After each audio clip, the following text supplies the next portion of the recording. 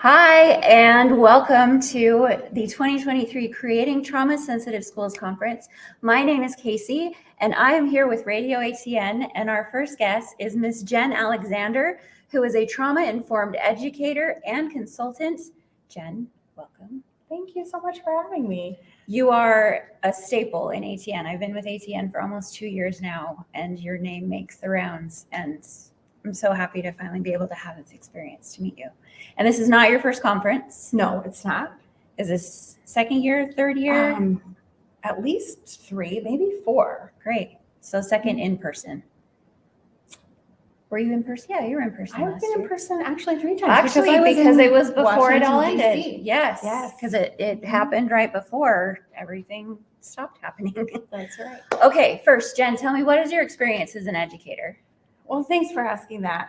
I have spent over 20 years in education, working in schools from pre-K through grade 8 primarily, but also working with youth in a residential treatment setting in terms of youth who are adolescents. I've also served on crisis teams with teenagers, or at least groups of people serving teenagers too. So I really have experience with all ages, and much of my work started in the field of special education, serving youth with severe behavioral challenges. And most of my years of experience have been as a professional school counselor and school-based play therapist.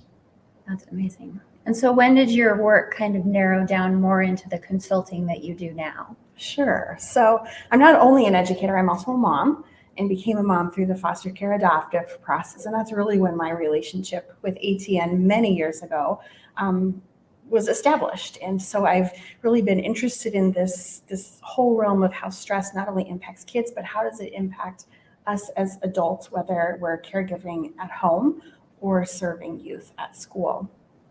And in that role as a mom, I went into that knowing a lot about how to help kids with big behaviors, thinking that I could really make a difference, which was true.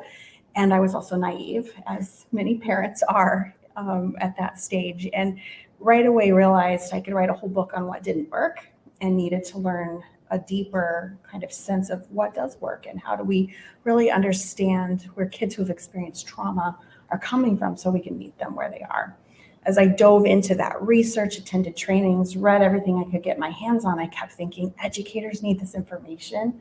And that's where really the dream was planted to write for educators and then train educators and do consulting work, which I'm lucky to get to be able to do now. Yeah, and you had said I could write a book about it. You have written some Yes, books. What books have you written? So I've written 2 books up to this point. The first is Building Trauma-Sensitive Schools. It's a really look at how can we transform grades pre-K through grade 12 education and beyond that too, so that we are creating safe and supportive learning environments that help all students grow. The second book I wrote is called Supporting Students and Staff After COVID-19. It's also applicable during COVID-19. Yeah. It's an ebook. It's focused on supporting educators who are working with elementary age youth, although there are lots of activities and learnings that come from that book that can be applied to older youth as well. And then currently I'm working on and just finishing up an online course with Brooks Publishing, as well as a series of laminated guides that will go into specific topics, a little bit deeper level, but smaller bite-sized pieces. Think how to set up a classroom in a regulating way. Yeah. I wrote that with that guide with Anna Paravano, Okay. and it will be out soon. We're excited about that. And there are more topics to come. And we will tell you about that when that comes out, because that is important work and that'll be really helpful. Okay, so the next question, trauma sensitivity, is it more about nurturing youth or challenging kids to grow? Because it can be, you don't want to enable or coddle, but at the same time, you don't want to push too hard. So what is that balance of trauma sensitivity in challenging kids and nurturing kids? Great question. And when I teach folks about this, I use this as an example to talk about the power of and, that it is about nurture and challenge. If I had to pick one, I honestly would pick challenge, in that our goal in education is to help youth grow academically, socially, emotionally, but also so that we're working together within our school communities to do our part to create just societies that are good for all of us. That means we have to tend to educator needs at the same time we're tending to the needs of youth. And while nurture is super important and it's a part of how we challenge growth, our vision has to always be set on how we're helping people grow. The last thing we want to do is recognize the effects of trauma, and as a result of that, decide to stop kids' access to ambitious learning because of that. There are several research articles that are out that are talking about how that trauma-informed lens can be used as a way to hold kids back, and that is absolutely the wrong way to go. So nurture is super important, and it has to be part of that growth process that we're continually challenging for self and for others too. Absolutely. How about how do people get in touch with you? What do you do? How do you yourself help educators, school districts, and teachers become trauma informed?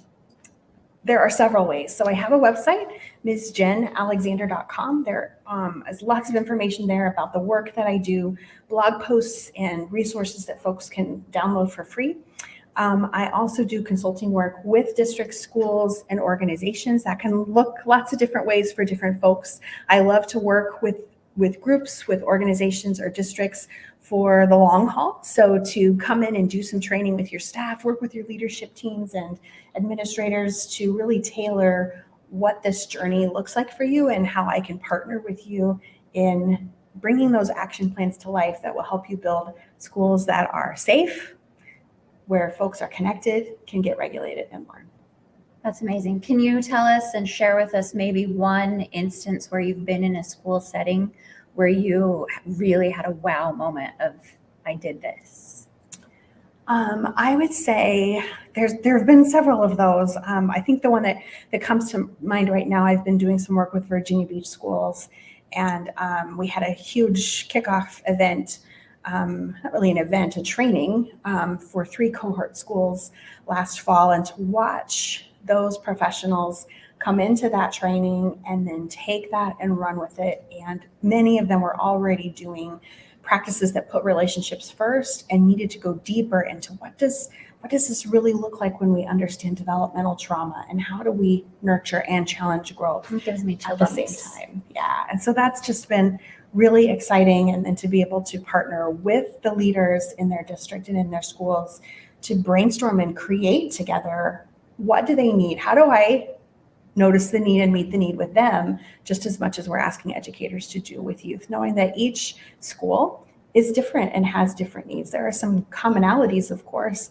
and yet there are strengths in every school. How can we build on those to grow?